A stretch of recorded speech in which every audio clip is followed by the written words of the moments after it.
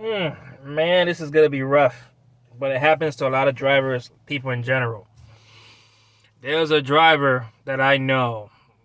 We're not, close. We talk about gig work a lot. He's in another state.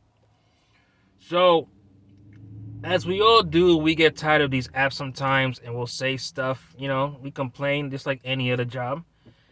He got to the point he got offered a position for full time in a restaurant. I don't know what position he had.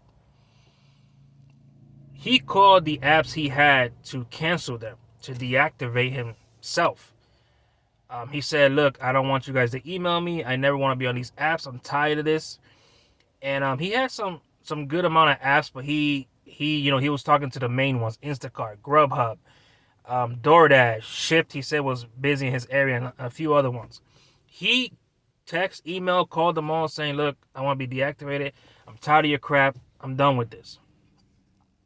3 weeks into his new job, they had to let him go because it was slow. He was guaranteed 40 hours, but the worker says, the owner says, "Look, it's slow. I gotta let you go because I gotta take care of the people that was here before me." So he hits me up and tells me what happened. I'm like, "I told you not to deactivate the apps. I understand when you feel you have to go to a W-2 when these apps are not working. But you got let go after 3 weeks. You could have maneuvered with these apps until you figure something out." He could find another job.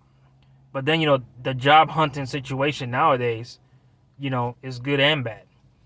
But I told him you could have had these apps to maneuver and make some money until you figured it out. Figure out your next move. And that's an advice I tell everybody. Even if you have a W-2, don't quit your W-2 if that next job's not there. Don't quit deactivate these apps if you're not certain that place is gonna hook you up. You can't rely on that. Just like we say, we can't rely on these apps for everything. We can't rely on W-2 either. You could get let go. You know what I mean? And then I guess the owner offered him like 15 hours a week. So here's the thing about W-2. In most places, they're upping your pay a lot, but they're gonna be cutting your hours. Not every place, but most places. So I told him, "Well, you gonna do the 15 hours?" He's like, "No, fuck that." I'm like, "Here you go again.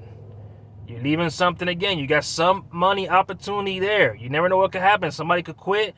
You got to step in back to full time." So he told him to F off again, and now he got nothing. I wouldn't advise that to anybody to do that. You know what I mean? Got to go where the money is. So I told him, he was like, "What do I do?" I'm like, "You better start hitting up a Domino's or Pizza Hut or something if you want to be a driver. Um, Fast food is always hiring." I told him. He's like, "I don't want to do that either." I'm like, "I don't know what to tell you then. If I had to go back to fast food, I'll go back to fast food. I mean, you do what you got to do." So my advice to everybody out there is just stick it out. Sometimes it's good to stick it out. If you're in that situation, they offer you 15 hours, but you got nothing else going on right there. Work those 15 hours and look for another job, another way. Or if you had the apps, you could have went back on the apps. So everybody, do what you do. You know what I mean? I can't tell you what to do, but when it comes money wise, make sure there's something there. That's what I'm saying. Hope you guys stay safe. Hit the subscribe button. Appreciate you watching. And yeah, we out.